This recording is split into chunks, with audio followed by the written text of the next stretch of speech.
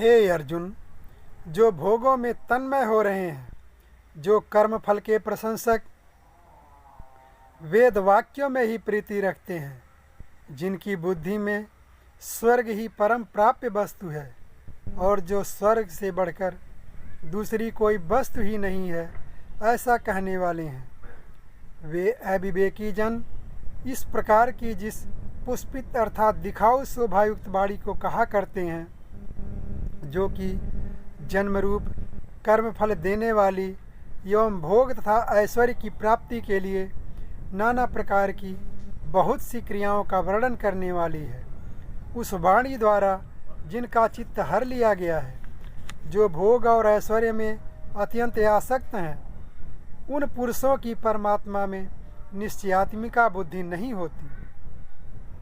हे अर्जुन, वेद उपर्युक्त प्रकार से तीनों गुणों के कार्य रूप समस्त भोगों एवं उनके साधनों का प्रतिपादन करने वाले हैं।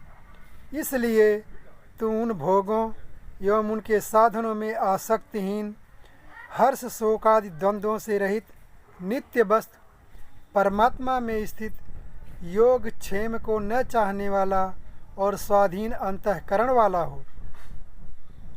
सब ओर से परिपूर्ण जलाशय के प्राप्त हो जाने पर छोटे जलाशय में मनुष्य का जितना प्रयोजन रहता है, ब्रह्म को तत्व से जानने वाले ब्राह्मण का समस्त वेदों में उतना ही प्रयोजन रह जाता है। तेरा कर्म करने में ही अधिकार है, उसके फलों में कभी नहीं। इसलिए तू कर्मों के फल का हेतु मत हो तथा तेरी कर्म न करने में भी आसक्ति न हो। हे धनंजय, तू आसक्ति को त्याग कर तथा सिद्धि और असिद्धि में समान बुद्धि वाला होकर योग में स्थित हुआ कर्तव्य कर्मों को कर। समत्व ही योग कहलाता है। इस समत्व रूप बुद्धि योग से सकाम कर्म अत्यंत ही निम्न श्रेणी का है। इसलिए हे धनंजय, तुम समबुद्धि में ही रक्षा का उपाय ढूंढ, अर्थात बुद्धि योग का ही आश्रय ग्रहण कर, क्योंकि फल के हेतु बनने वाले अत्यंत दीन हैं। समबुद्धि युक्त पुरुष पुण्य और पाप दोनों को इसी लोक में त्याग देता है, अर्थात उनसे मुक्त हो जाता है। इससे तू समत्व रूप योग में लग जा। यह समत्व रूप योग ही कर्मों में कुशलता है, अर्थात कर्म बंधन से छूटने का उपाय है।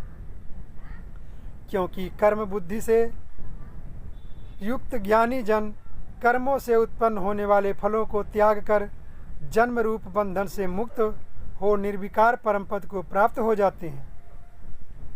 जिस काल में तेरी बुद्धि मोह रूप दलदल को भली भांति पार कर जाएगी, उस समय तू सुने हुए और सुनने में आने वाले इस लोक और परलोक संबंधी सभी भोगों से वैराग्य को प्राप्त हो जाएगा। भांति भांति के वचनों को सुनने से विचलित हुई तेरी बुद्धि जब परमात्मा में अचल और स्थिर ठहर जाएगी, तब तू योग को प्राप्त हो जाएगा, अर्थात तेरा परमात्मा से नित्य संयोग हो जाएगा।